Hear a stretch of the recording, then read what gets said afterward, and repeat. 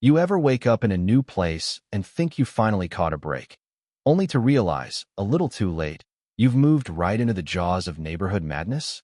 Yeah, that's how it started for me. Standing out there with a hose in my hand when I heard it. "Excuse me, sir." This voice, sharp as a paper cut, demanding to know why the fire hydrant was red, like I'd just painted it out of spite. I turned, squinting in the morning sun, and there she was, a woman in a lilac suit with a badge that read HOA president, eyes locked on me like I'd committed a crime against beige. You'd think she was kidding, but nope. Out came her phone, snapping photos like that hydrant was public enemy number one.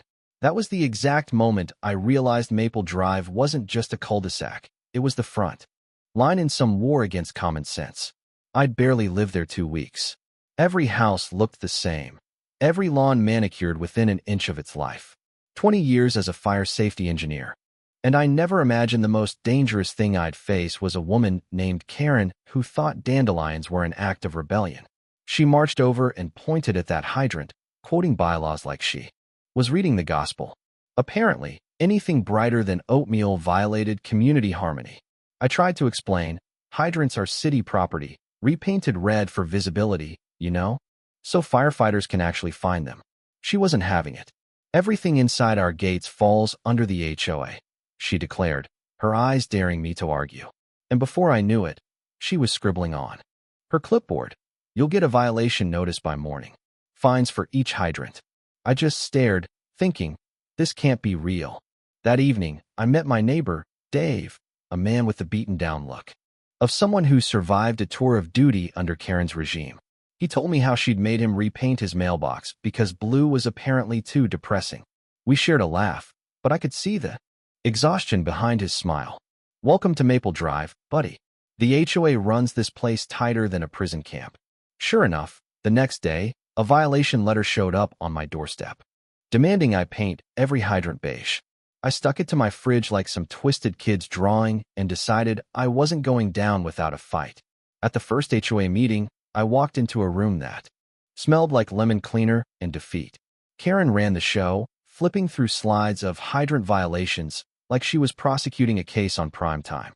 She wanted every hydrant to disappear into the background. I couldn't help myself. I laughed out loud. Neutralize? Like they're enemy combatants. A few neighbors snickered, but Karen just glared. I pointed out that painting over hydrants could actually get us fined by the county, but she shot back.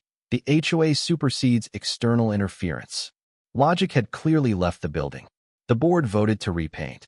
For hands up, mine down. Dave giving me a sympathetic shrug. "Logic never beats her ego," he whispered. I watched the next day as workers rolled on the beige paint, Karen strutting around like a general winning a battle. But all I saw was a disaster waiting to happen. I started documenting everything. Photos, videos, the works. That night, watching those hydrants fade into invisibility under the streetlights, I couldn't shake this sense of dread. Fire doesn't care about aesthetics. One day, this was going to end badly. And sure enough, trouble found us. Firefighters pulled up a few days later, confused why the hydrants looked like sand. The chief shook his head. "That's a lawsuit waiting to happen." When Karen found out I'd spoken to them, she lost it, accusing me of undermining community values. The county scheduled a safety review. Karen greeted the inspector with fake sweetness, but when he asked who approved the paint job, her confidence started to crack. "The HOA board," she insisted. "Did you get county approval?" he pressed. "We're self-governed," she stammered. The tension in the neighborhood ramped up, some folks doubling down on Karen's side, others quietly furious. People started dropping hints about their own run-ins with the HOA, and Linda, the one board member with any sense, even stopped by to warn me. Then one night, someone left a roll of reflective tape on my porch. No note, just a silent nudge. So, yeah, I wrapped it around the hydrants, figuring if I couldn't win the color war, I could at least make them visible in the dark. By morning, the tape was gone, peeled off by Karen herself, like her pride depended on it. The county inspector came back, this time with legal threats. Karen tried to bluff, but the inspector laid it out. Tampering with hydrants is illegal. You could be liable if something happens. The next HOA meeting turned into pure theater, Karen warning that the county was trying to strip our freedom, Neighbors split down the middle. When I got my turn to speak, I said, "Fire doesn't care about your color chart. If someone's house burns down because of this, you'll regret it." For the first time, I saw doubt flicker in a few faces. The illusion of Karen's power started to crack, residents quietly contacting the county, board members resigning. But Karen? She doubled down, painting the hydrants again, and even setting up a bonfire in her backyard, something strictly against HOA rules. That night, as flames danced and smoke drifted across Maple Drive, I thought about how pride always burns hottest right before it consumes itself. Then came the night it all changed. A fire broke out down the block, someone's garage, flames racing toward Karen's house. Firefighters arrived, but in the chaos and darkness, they couldn't find the hydrant. Beige on beige, caps sealed shut with paint. Precious minutes lost. By the time the water finally flowed, Karen's house was already burning. She stood in her driveway, watching everything she'd built come apart, crying out, "Why isn't there enough pressure?" But the answer was obvious. The next day, the neighborhood was a ghost town, scorched and silent. The county launched an investigation, photos, interviews, the works. Karen tried to deflect, but when the marshal asked, "Did you order the repainting?" she had nothing left but excuses. She was charged with negligence, forced to apologize, and the HOA dissolved on the spot. For the first time since I moved in, people actually smiled at each other. No fines, no threats, just relief. I was invited to a fire safety day at the station, got a plaque, shook the chief's hand, listened as he said, "Red isn't just a color. It's a warning. That saves lives." Later, Karen showed up, handing out fire prevention brochures, her authority gone. She apologized, quiet and sincere, admitting she'd forgotten why rules existed. I told her, "You didn't need to tell me, but I'm glad you did." The hydrants were painted red again. Kids played, neighbors talked, and Maple Drive felt like a neighborhood instead of a battleground. Sometimes, late at night, I'd see a familiar white SUV pass by. Karen, driving through the shadows of her old life, maybe finally learning that real community isn't built on control, but on humility. And every morning, walking past that bright red hydrant, I'd nod, remembering how a stupid little argument about paint nearly tore us apart, but ended up saving us in the end. What do you think? Should rules be followed blindly, or is there a line where common sense has to step in? Drop your thoughts below, share your own HOA nightmares, or tell me where you're watching from. Let's see if we can figure out, together, what makes a neighborhood truly worth fighting for. You know, I thought the drama would die down after the fire, after the hydrants got their color back. After Karen vanished from our little world like a bad dream, finally waking up. But Maple Drive isn't the kind of place to let the past slip away quietly. Even with the HOA gone, that old tension just lingered, sticking to the air like the last whiff of smoke after a barbecue. Some mornings I'd find neighbors at the curb, talking in low voices, glancing over their shoulders as if Karen might step out from behind a tree with her clipboard. And yeah, her old house stood there, windows boarded up, the charred roof a constant reminder of what happens when pride gets a vote. It's funny, some folks started calling it the Ashes, like it was some kind of haunted monument. A couple of kids even dared each other to knock on the door at night, swear they saw her shadow in the window. I never told them it was probably just the moonlight, or maybe some lessons really do haunt a place. With no HOA meetings to worry about, the neighborhood found this weird, restless energy. Dave started organizing block parties, impromptu cookouts, cornhole tournaments, the kind of things we'd never dared do before. The first time someone brought a radio and turned up the volume, half the street froze, waiting for a violation notice that never came. When none showed up, they laughed, and that laughter, it was like a healing spell. But not everyone was ready to let go. One afternoon, Martha, you remember her, Karen's loyal sidekick, showed up at my door, arms crossed, lips pinched. "We're losing control," she hissed, like it was some kind of crime. "Have you seen the mailboxes? There's a purple one now." Purple. I almost laughed.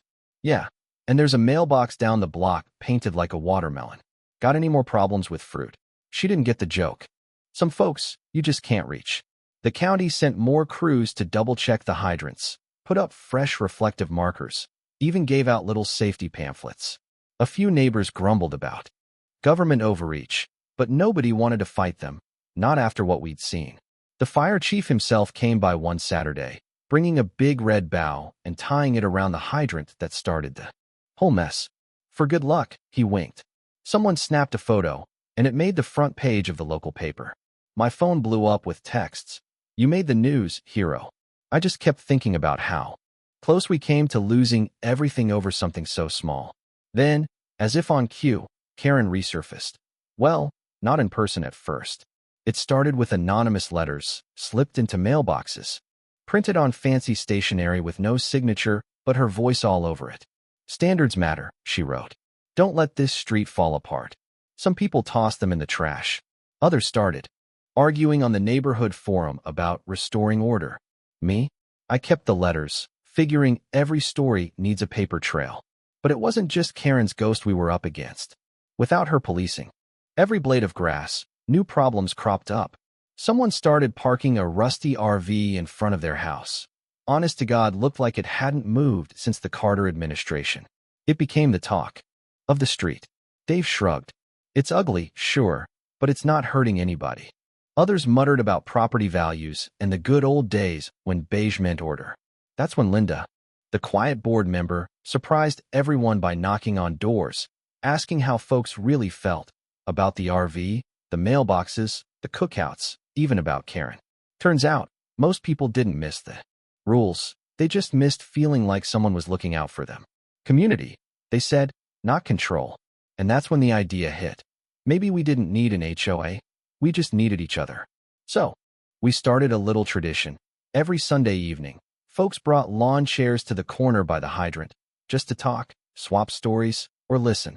Sometimes we voted on things. Should we plant flowers here, or let the grass run wild, or repaint the "Welcome to Maple Drive" sign in every color we could find at Home Depot? Kids rode their bikes in circles, drawing chalk lines across the sidewalk, and nobody fined them, nobody yelled. It was messy, sure, but for once, it felt real. Funny enough, that's when Karen came back, for real this time. She pulled up in her white SUV one afternoon while we were planting tulips around the hydrant. She stepped out, wearing jeans and a simple t-shirt. No clipboard, no badge. There was a hush. I thought for sure she'd come to reclaim her throne, but she just looked around, took a long, shaky breath, and said, "It looks nice." You could hear a pin drop.